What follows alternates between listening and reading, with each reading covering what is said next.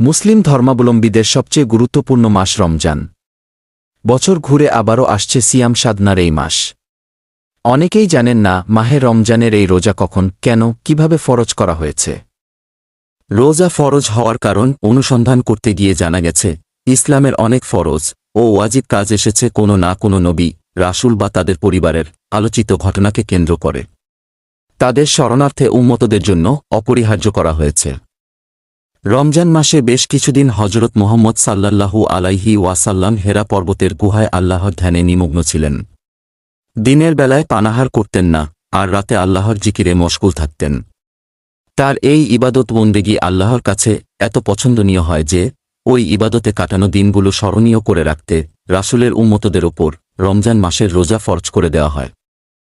রোজা নবী মুহাম্মদ সাল্লাল্লাহু আলাইহি ওয়াসাল্লাম এর পছন্দের ইবাদত ছিল। এ প্রসঙ্গে সাহাবী হযরত ইবনে উমর রাদিয়াল্লাহু আনহু থেকে বর্ণিত, তিনি বলেন, মুহাম্মাদুর রাসূলুল্লাহ সাল্লাল্লাহু আলাইহি ওয়াসাল্লাম আশুরার দিন রোজা পালন করেছেন এবং এ সিয়ামের জন্য আদেশও দিয়েছেন। পরে যখন রমজানের সিয়াম ফরজ হল, তখন তা ছেড়ে দেওয়া হয়। বুখারী ৩য় খণ্ড।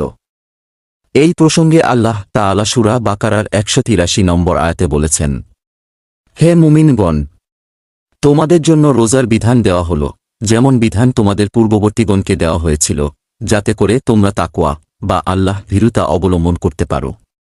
এমন ইসলামিক ভিডিও পেতে অবশ্যই লাইক, কমেন্ট এবং শেয়ার করে পাশে থাকবেন।